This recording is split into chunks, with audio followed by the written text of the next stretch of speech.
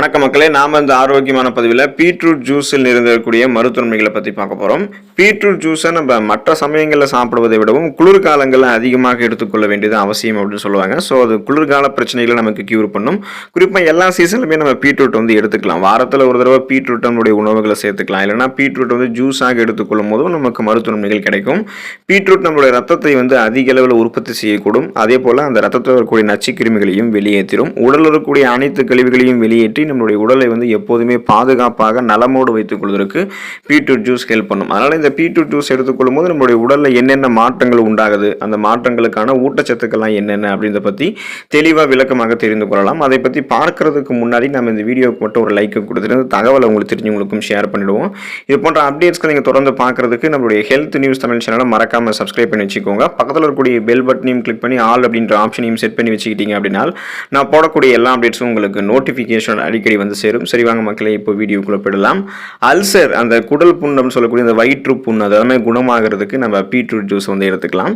நம்ம காலை உணவுகளை சாப்பிடாமல் தவிர்க்கும் போது, காரசாரமான உணவுகளை அதிகமாக எடுத்துக்கொள்ளும் போது, அதே போல பசிக்கக்கூடிய நேரங்களில் வயிற்றில் ஹைட்ரோகுளோரிக் அமிலம் சுரந்ததுக்கு அப்புறமும் நம்ம சாப்பிடாம இருக்கும்போது இந்த மாதிரி முறையற்ற வாழ்க்கை இருக்கு அப்படின்னா நமக்கு அல்சர் ஏற்படும். ஸோ இதெல்லாம் பின்பற்றாம அல்சர் ஏற்படக்கூடிய வாய்ப்பு அதிகமாக இல்லாம நீங்க நலமோடு இருக்கணும்னா பீட்ரூட் ஜூஸ் எடுத்துக்கலாம். பீட்ரூட்டையும் சமைத்து உணவுகளை சேர்த்துக்கலாம். அல்சரால் அவதிப்படுபவர்கள் பீட்ரூட்டை தங்களுடைய உணவுகளை சேர்த்துக் கொள்ளும் போது தினமும் நீங்க சாப்பிடணும் அப்படின்றதெல்லாம் கூட அவசியம் இல்லை. வாரத்தில் 2 அல்லது 3 நாட்கள் பீட்ரூட்டை உங்களுடைய உணவுகளை சமைத்து சாப்பிடலாம்.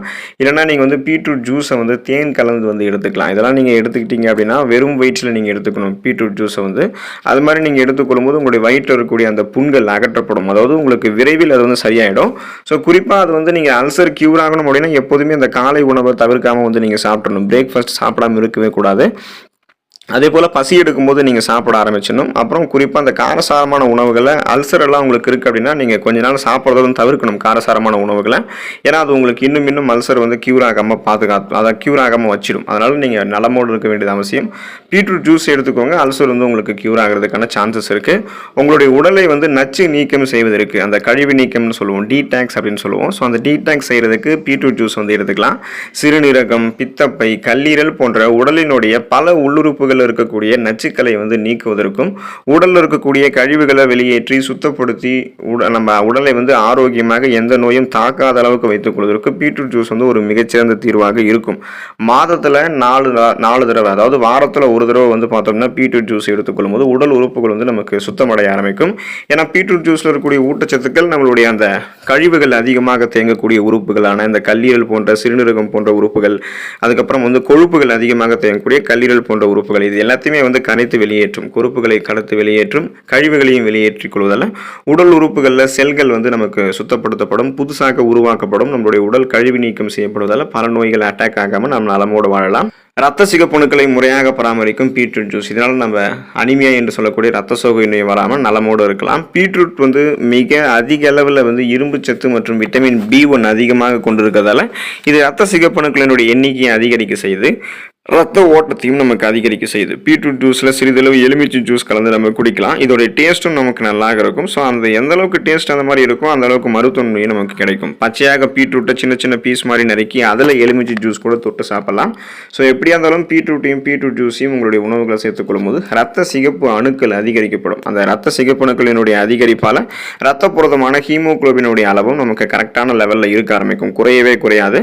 ஸோ அதனால் அந்த ரத்த புரதமான ஹீமோகுளோபின் நம்மளுடைய உடல் உறுப்புகள் இருக்கக்கூடிய அனைத்து பாங்களுக்குமே ஆக்சிஜன் கடத்தி செல்லும் போது நம்ம எப்போதுமே சுறுசுறுப்பாக இருப்போம். இதனால நமக்கு அந்த ரத்த சிகப்பணுக்கள் குறைவதால் ஏற்படக்கூடிய அந்த அனிமியா நோய்க்கான அறிகுறியாக இருக்கும் இல்லையா, அந்த தலைவலி, உடல் சோர்வு, மயக்கம், குமட்டல், வாந்தி, இந்த பிரச்சனைலாம் எதுவுமே இருக்காது, நலமோடு இருக்கலாம்.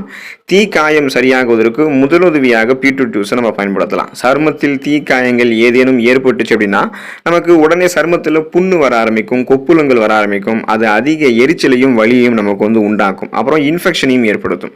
அப்படி ஏற்படும் ஏற்படக்கூடிய தீக்காயங்கள் கொப்புளங்களாக மாறாமல் இருக்கிறதுக்கும், காயங்கள் எரிச்சலை ஏற்படுத்தாமல் இருக்கிறதுக்கும், அதில் வந்து எந்த விதமான தொற்றுகளும் ஏற்படாமல் இருக்கிறதுக்கும் பீட்ரூட் ஜூஸை நம்ம பயன்படுத்தலாம். ஏன்னா தீக்காயப்பட்ட இடங்களில் பீட்ரூட் ஜூஸ் தடவி வந்தோம் அப்படின்னா அது காயம் ஏற்பட்டிருக்கக்கூடிய இடங்களில் கொப்புளங்கள் ஏற்படாமல் பாதுகாக்கும். ஸோ இது வந்து ஒரு முதலுதவி சிகிச்சை மூலம் நீங்கள் பண்ணலாம். உடனே நீங்கள் அதுக்கான மருத்துவத்தை வந்து தேடி செல்வது ரொம்ப ரொம்ப நல்லது.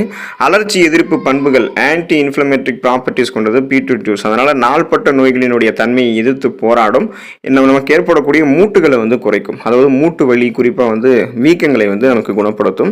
பீட்ரூட் ஜூஸில் வந்து பீட்டாலைன் என்னும் அலர்ஜி எதிர்ப்பு பண்புகள், ஆன்டி இன்ஃப்ளமேட்டரி ப்ராப்பர்ட்டிஸ் வந்து அதிக அளவில் நிறைந்திருக்கிறதால நாள்பட்ட அலர்ஜி போன்றவற்றை தீர்ப்பதற்கு பீட்ரூட் ஜூஸ் ஹெல்ப் பண்ணும். குறிப்பாக சிறுநீரகத்தில் உண்டாகக்கூடிய அலர்ச்சியை இது போக்குறதுக்கும் நமக்கு வந்து ஹெல்ப் பண்ணும்.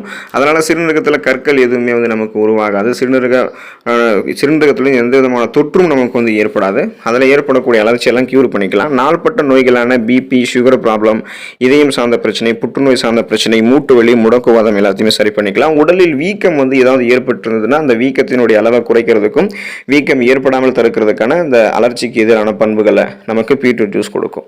ஜீரண சக்தி அதிகரிக்கிறதுக்கு பீட்ரூட் ஜூஸ் எடுத்துக்கலாம். நீரில் கரையக்கூடிய ஃபைபர் என்று சொல்லக்கூடிய நார் சத்துக்கள் பீட்ரூட் ஜூஸில் மிக அதிக அளவில் இருக்கிறதால ஜீரண சக்தியை நமக்கு பீட்ரூட் ஜூஸ் அதிகரிக்க செய்யும். ஏன்னா நம்மளுடைய உடலினுடைய வளர்ச்சிதை மாற்றம், அந்த மெட்டபாலிசத்தை வந்து இது அதிகரிக்க செஞ்சு பெருங்குடல் நம்மளுடைய நீரை வந்து அதிகமாக உறிஞ்சாமல் பார்த்துக்கிறதால பெருங்குடல் சுத்தமாக வைத்திருக்கிறதுக்கு இது ஹெல்ப் பண்ணும். இதனால் அந்த சீரற்ற குடல் இயக்கம், கடுமையான மலச்சிக்கல் போன்ற பிரச்சனைகள் எல்லாத்தையுமே நம்ம சரி பண்ணிக்கலாம். அதாவது ஜீரணம் தொடர்பான வயிற்று வலி, வயிற்று உப்புசம், வாயு பிரச்சனை, வயிற்று பொறுமல், வயிற்றுப்போக்கு என எதுவுமே இருக்காது. செரிமான மண்டலம் தன்னுடைய அந்த செரிமானம் சார்ந்த வேலையை மிக சிறப்பாக செய்வதற்கு பீட்ரூட் ஜூஸ் உதவிகரமாக இருக்கும். அப்போ பீட்ரூட் ஜூஸில் இருக்கக்கூடிய இந்த நார் சத்து நமக்கு எந்த விதமான செரிமானம் சார்ந்த பிரச்சனையுமே விடாது. ஜீரண சக்தி நமக்கு ஆரோக்கியமாக இருக்கும்.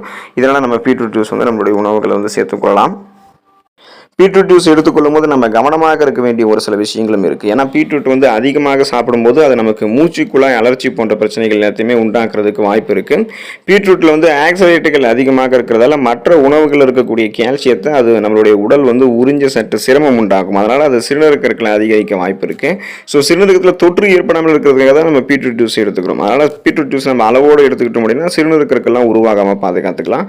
பீட்ரூட்டில் நைட்ரேட்டுகள் அதிகமாக இருக்கிறதால இது அளவுக்கு அதிகமாக நீங்கள் எடுத்துக்கொள்ளும் போது உங்களுக்கு வயிற்று வலி உண்டாகக்கூடிய வாய்ப்பும் இருக்குது. அதனால் நீங்கள் பீட்ரூட் ஜூஸ் எப்போதுமே அளவோடு தான் எடுத்துக்கணும். ஸோ எந்த ஒரு உணவுப் பொருளுமே நம்ம அளவோடு சாப்பிட்டோம் அப்படின்னா வளமான நன்மைகளை வந்து பெறலாம். அது போல தான் பீட்ரூட் ஜூஸும். ஏன்னா பீட்ரூட் ஜூஸில் நிறைய மருத்துவ நன்மைகள் நமக்கு அது கொடுக்கறதுக்கு காரணம் அதில் இருக்கக்கூடிய குறைந்த கலோரியும் அதிக ஊட்டச்சத்துக்களும் தான். ஒரு 150 கிராம் பீட்ரூட்டில் வெறும் 58 கலோரிகள் மட்டும்தான் இருக்குது. கார்போஹைட்ரேட் 13 கிராம் இருக்குது, புரதச்சத்து 2 கிராம் இருக்குது, நார் சத்து 4 கிராம் இருக்குது, கால்சியம் 22 மில்லிகிராம் இருக்குது, இரும்பு சத்து 1.3 மில்லிகிராம் இருக்குது, சோடியம் 72 மில்லிகிராம் இருக்குது, மெக்னீசியம் 34 மில்லிகிராம் இருக்குது, பாஸ்பரஸ் 52 மில்லிகிராம் இருக்குது, பொட்டாசியம் 446 மில்லிகிராம் இருக்குது, ஜிங்க் 47 மில்லிகிராம் இருக்குது, மேங்கனீஸ் 44 மில்லிகிராம் இருக்குது, விட்டமின் சி என்று சொல்லக்கூடிய உயிர் சத்து 6 மில்லிகிராம் இருக்குது, பீட்டைன் வந்து 175 மில்லிகிராம் இருக்குது, ஃபோலேட் வந்து 148 மில்லிகிராம் இருக்குது, மாவுச்சத்து 10 கிராம் இருக்குது, நார் சத்து 5 கிராம் இருக்குது. இந்த வளமான ஊட்டச்சத்துக்கள் மூலமாக தான் பீட்ரூட் ஜூஸ் நமக்கு நிறைய மருத்துவமைகளை கொடுக்குது. அதனால் வாரத்தில் ஒரு தடவையாவது பீட்ரூட் ஜூஸ் எடுத்துக்கோங்க. அடிக்கடி உங்களுடைய சமையலில் பீட்ரூட்டை சமைத்து சாப்பிடுங்க. நிறைய மருத்துவமைகளை பெற்று வளமாக வாழக்கூடிய வாய்ப்பு உங்களுக்கும் கிடைக்கலாம். அடுத்த ஆரோக்கியமான பதிவில் மறக்காமல் சந்திப்போம். நன்றி மக்களே.